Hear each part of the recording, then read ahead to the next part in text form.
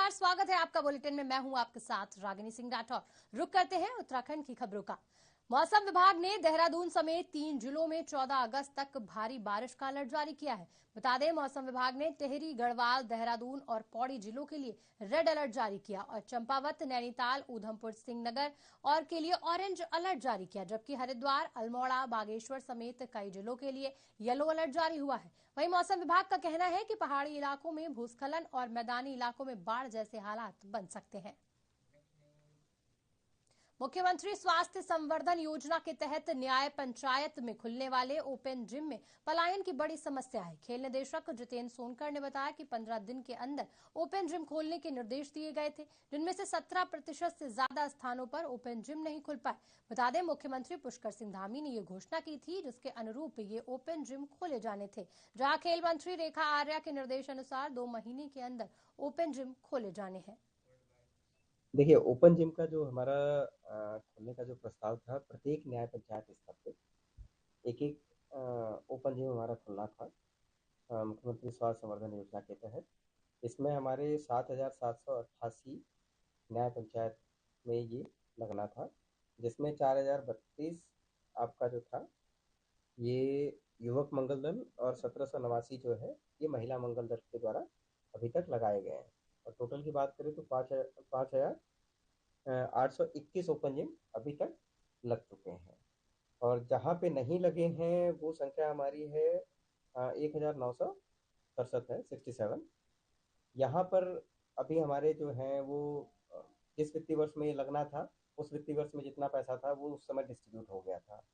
उसके बाद जो शेष पैसा था वो अगले वित्तीय वर्ष में गया, तो वो सारे लगभग लग गए हैं। और जो ये नहीं लग पाए हैं, इनका एक बहुत बड़ा रीज़न ये है, पैसा तो हम इनका रिलीज़ कर चुके थे, जिला प्रशासन को पैसा हमने रिलीज़ कर दिया था। नहीं लगने का जो एक रिपोर्ट जो हमने मंगाई थी, उसका सबसे बड़ा रीज़न ये है कि वहाँ पर युवक मंगल दल और महिला मंगल दल की एक तो संख्या अप्रोप्रिएट नहीं है, प्लस वो एक्टिव भी नहीं है और जिम्मेदारी लेने को भी तैयार नहीं है, जिससे कि बहुत सारे युवक मंगल दल और महिला मंगल दल के तो बैंक खाते ही नहीं खुले हैं। जब बैंक खाता खुलेगा तभी ये पैसा उनके अकाउंट में जाएगा और फिर वो इसकी जिम्मेदारी लेके इसको लगाएंगे। तो इसमें अभी हमने रिव्यू किया था और इनको 15 दिन का टाइम दिया है हमने अपने ब्लॉक स्तर के जो। खबर देहरादून से है, जहां भाजपा संसदीय बोर्ड की बैठक शुरू हुई। इस बैठक में मुख्यमंत्री पुष्कर सिंह धामी, संगठन महामंत्री अजय सहित कई पदाधिकारी मौजूद रहे। बैठक प्रदेश अध्यक्ष महेंद्र भट्ट की अध्यक्षता में हुई, जहां बागेश्वर उपचुनाव को लेकर 3 नामों का पैनल फाइनल कर केंद्र को भेजा जाएगा, जिसके बाद केंद्र की ओर से प्रत्याशी के नाम पर मुहर लगने के बाद जल्द घोषणा होगी। देखिए, बागेश्वर उपचुनाव जो है हमारे मंत्री जी के देहांत के बाद हो रहा है और पार्टी स्तर पे व्यापक तैयारियां हो गई हैं। बूथ स्तर पे भी हम लोग पूरी तैयारी है। आज चुनाव समिति की बैठक यहाँ पे संपन्न हुई है और मैं कह सकता हूँ कि भारतीय जनता पार्टी जो है बहुत अच्छे मतों से वहाँ चुनाव जीतेगी, क्योंकि हमारे स्वर्गीय चंदन रामदास जी ने भी बहुत अच्छा वहाँ विकास का काम किए हैं। वहाँ की भी जनता चाहती है कि डबल इंजन के साथ बीजेपी के साथ देना है। तो मुझे लगता है कि इस बार हम पिछले साल जो मत पड़े थे हमको चुनाव में, उससे भी ज्यादा साथ बागेश्वर को लेके है। और आज बैठ के जो भी प्रत्याशी के बारे में निर्णय होगा वो हाईकमान के पास भेज के और उस पर अंतिम निर्णय जो भी होगा वो करके और पार्टी पूरी।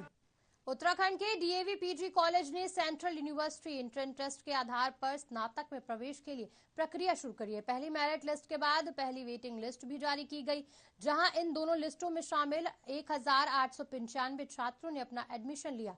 Professor KR. जैन ने बताया कि कॉलेज में यूजी की कुल 3,815 सीटें हैं और अभी तक 3,403 छात्रों के पंजीकरण हुए हैं, जिसमें 546 इनएक्टिव पाए गए। मेरिट की पहली लिस्ट और मेरिट की पहली वोटिंग लिस्ट के छात्रों का एडमिशन जारी है।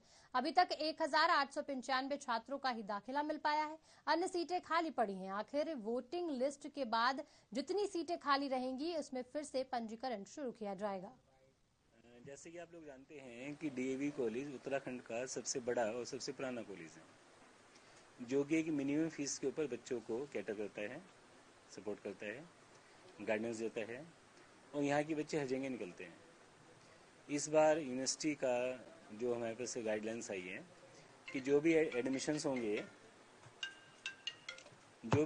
होंगे वो सेंट्रल कॉमन नहीं है, वर्ड कॉमन आप यूज़ करते हैं, central university examination test, CUT जिसे बोलते हैं। आप आके मेरे कॉमन यूनिवर्सिटी टेस्ट यूज़ करते हो, no, this is central university examination test के तहत एडमिशन होंगे। तो उसके तहत हमने रजिस्ट्रेशन स्टार्ट किए थे और हमारे पास लगभग 3,403 रजिस्ट्रेशन हुए थे, जिसमें से 546 इनएक्टिव थे। इनएक्टिव का मतलब ये होता है कि कुछ बच्चों ने 30 रुपये फीस के जमा नहीं किए, किसी ने डॉक्यूमेंट सबमिट नहीं किए, फॉर्म कंप्लीट नहीं किए। तो जो कंप्लीट फॉर्म हमारे पास आए वो 2,857 2857 रजिस्टर्ड हुए हमारे पूरे, जो कि वैलिड पाए गए। उन वैलिड में से जो पहली लिस्ट हमने निकाली वो 2252 की निकाली थी, जिसमें एडमिशन आज भी चल रहे हैं। उसके बाद जो हमारे पास फर्स्ट वेटिंग लिस्ट थी वो हमने 605 बच्चों की निकाली, 605 बच्चों की, उसमें से भी एडमिशन हो रहे हैं। तो 2 लिस्ट हमारी चल रही है, एक तो मेन लिस्ट और एक फर्स्ट वेटिंग मेरिट लिस्ट। तो इस प्रकार कुल मिला के 2,857 2857 बच्चों की लिस्ट हम निकाल चुके हैं, 2 लिस्ट। उसमें से लगभग कल तक 1,895 बच्चे अपना रजिस्ट्रेशन ले चुके हैं और उसमें से लगभग 80% बच्चों ने। देहरादून में जैविक खेती और सेब की सघन बागवानी को लेकर 1 दिवसीय कृषक गोष्ठी का आयोजन किया गया। इस कार्यक्रम में प्रदेश भर के सैकड़ों किसानों ने हिस्सा लिया। इस गोष्ठी में किसानों ने अपनी समस्या और सुझाव कृषि मंत्री गणेश जोशी के सामने रखे। कृषि मंत्री गणेश जोशी ने कहा कि सरकार जल्द ही किसानों के लिए एक नई पॉलिसी लाने जा रही है। साथ ही सरकार जल्द किसानों के इन समस्याओं का निदान करेगी। दूर से आए किसानों ने कहा कि पहाड़ों में खेती के साथ सबसे बड़ी समस्या ट्रांसपोर्ट की है। ऊंचे पहाड़ों से मैदानी इलाकों तक अपनी फसल को पहुंचाना बेहद कठिन काम है। ये सी ग्रेड का जो दाम है हम पहले बढ़ा चुके थे, हिमाचल ने अब बढ़ाया है, लेकिन हम उसकी पूरी गति करने के लिए हम प्रोसेसिंग के क्षेत्र में जा रहे हैं, क्योंकि आज हमारे यहाँ प्रोसेसिंग प्लांट इतने नहीं है। मैंने अपने दोनों अधिकारियों से कहा है, सेक्रेटरी साहब से और डीजी साहब से, जब तक हम फूड प्रोसेसिंग में नहीं जाएंगे तब तक हम उस मुकाम पर नहीं पहुंच सकते हैं। अभी हमने कई बाहर के लोगों से बातचीत की है। उदाहरण के लिए मैं आपको बता रहा हूँ, पंजाब के अंदर और हरियाणा के अंदर किलो बहुत होता है, वो 5 रुपए 6 रुपए किलो फेंक भी देते हैं। वहाँ के लोगों ने एक प्रयोग किया, उन्होंने उस सस्ते फल को लिया और उसकी ब्रिक बनाई और उस ब्रिक को एक फ्रोजन गाड़ी में गोवा भेजा गया, क्योंकि वहाँ लाइसेंस की समस्या एक तो ट्रांसपोर्टेशन की होती है। हम लोग आते हैं बहुत दुर्गम क्षेत्रों से, क्योंकि सेब नीचे तो होता नहीं है, सेब ऊपर ही मतलब काफी हाइट पे होता है, तो मेन वहाँ ट्रांसपोर्टेशन की दिक्कत है। दूसरा फिर हमारे यहाँ कोल्ड स्टोरेज वगैरह इनकी कोई सुविधा नहीं है, ट्रांसपोर्टेशन हमें बहुत मार जाता है उधर, और फिर मैन पावर की हमें बड़ी दिक्कत। उत्तराखंड में लगातार हो रही भारी बारिश के कारण जनजीवन अस्त व्यस्त हो गया है, तो कहीं जगहों पर बारिश के कारण सड़क धंसने की खबर सामने आई। बता दें, जहां दिल्ली से देहरादून तक जाने के रास्ते की सड़क धंस गई, जिसके बाद हाईवे का रास्ता बंद कर दिया गया। वहीं मोहन डॉट मंदिर के बीच सड़क धंसी है, जिसके बाद से भारी वाहनों की आवाजाही बाधित हुई। ड्रग्स फ्री देवभूमि अभियान के तहत एसटीएफ को एक बड़ी कामयाबी हाथ लगी। उत्तराखंड यूपी बॉर्डर से ग्राम अवैध स्मैक के साथ Kumaon entry narcotics task force ने एक नशा तस्कर को गिरफ्तार किया। वहीं एसटीएफ ने बरामद ड्रग्स की कीमत 55 लाख की बताई। बता दें, अभियुक्त उत्तर प्रदेश के बरेली से स्मैक लाकर उत्तराखंड से बेचा करते थे और लगभग 1 साल से स्मैक तस्करी का ये काला धंधा कर रहे हैं। एसटीएफ ने आरोपी को गिरफ्तार कर मामले की तफ्तीश शुरू कर दी है। देखिए, माननीय मुख्यमंत्री जी द्वारा ड्रग्स फ्री देवभूमि अभियान चलाया जा रहा है, जिसमें लगातार जो हमारी एएनटीएफ की टीम है वो जो नशे के बड़े सप्लायर्स हैं उनके विरुद्ध कार्रवाई करने में लगी हुई है। और उसी क्रम में हमारे को एक बड़ी सफलता हासिल हुई है, जिसमें कि एएनटीएफ कुमाऊं की टीम के द्वारा उत्तराखंड और यूपी के बॉर्डर से एक बड़े ड्रग तस्कर को पकड़ा है और जिसके कब्जे से 537 ग्राम स्मैक बरामद हुई है और जिसकी कीमत लगभग 55 लाख रुपए है। ये नियर अभी पास्ट में हमारी सबसे बड़ी ड्रग्स की रिकवरी है और इससे पूछताछ की गई कि किससे लेकर आया था और उस व्यक्ति को भी मुलजिम बनाया गया है। आगे क्योंकि ये कमर्शियल क्वांटिटी में पकड़ा गया है तो इसमें फाइनेंशियल इन्वेस्टिगेशन भी की जाएगी और जो भी इनकी प्रॉपर्टीज़ हैं, जो भी इन्होंने अवैध जो देहरादून में कांवड़ियों पर जानलेवा हमला करने वालों पर पुलिस ने कार्रवाई की है। पूरा मामला देहरादून के विकास नगर का है, जहां कुछ समय पहले विशेष समुदाय के लोगों ने पहलवान रशीद के नेतृत्व में कांवड़ियों पर जानलेवा हमला बोल दिया था। वहीं आरोपियों को पकड़ने के लिए अलग अलग टीमें गठित की गई, जहां पुलिस ने तत्काल करते हुए मुख्य आरोपी रशीद पहलवान सहित 6 आरोपियों को गिरफ्तार किया है और आगे की कार्रवाई में जुट गई। काशीपुर में भाजपा के पूर्व विधायक हरभजन सिंह चीमा नगर निगम को घेरने की कोशिश कर रहे हैं। ऐसे में पूर्व विधायक के इस बयान के बाद राजनीति भी गरमाई हुई है दिखाई दे रहा है, जिसके बाद कांग्रेस भी भाजपा पर जमकर निशाना साधते हुए दिखी। बारिश के चलते भाजपा के पूर्व विधायक हरभजन सिंह चीमा के घर में पानी घुस गया। इसी पर कांग्रेस ने पूर्व विधायक हरभजन सिंह चीमा को घेरना शुरू कर दिया। कांग्रेस के प्रदेश प्रवक्ता शेख अब्दुल अजीज कुरैशी ने पूर्व विधायक हरभजन सिंह चीमा पर तंज कसते हुए कहा कि पूर्व विधायक के घर पर पानी घुसना एक साजिश है।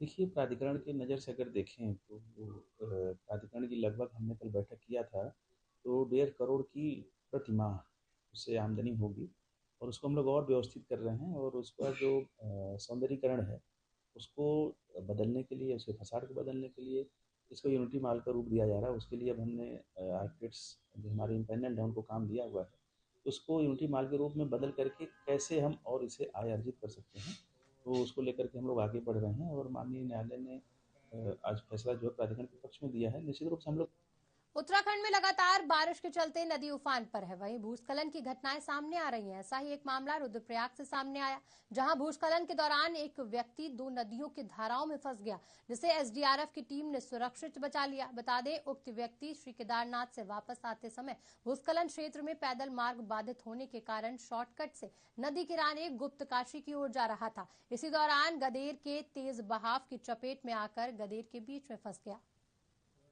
बच्चे स्कूल नहीं जा पा रहे और पानी की बदबू से बीमारी फैल रही है।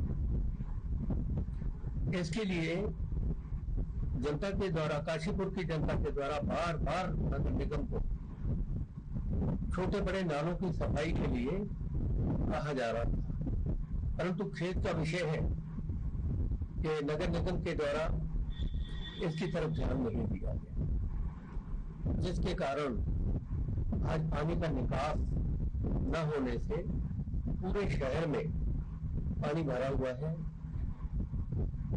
व्यापारियों के घरों और दुकानों में पानी भरने से करोड़ों रुपए का नुकसान। कोठी में पानी बगैर किसी साजिश के नहीं घुस सकता। जो यहाँ के गुलाबी सम्राट हैं, उनके घरों में पानी क्यों नहीं घुसा? जांच होनी चाहिए। और जहां तक नगर निगम की बात है, उनको बदनाम करना या उनके ऊपर किसी किस्म का लांछन लगाना मैं ठीक नहीं मानता। साजिश का बड़ा हिस्सा है हरभजन सिंह की कोठी में पानी घुसना।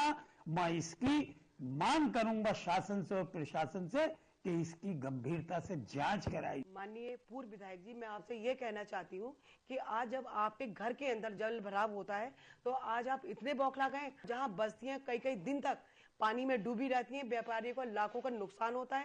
उन्होंने जनता को ठगने का काम किया है, जनता को चूना लगाने का काम किया है और आज उनके विकास के दावों। फिलहाल इस बुलेटिन में इतना ही। मुझे दीजिए इजाजत। नमस्कार।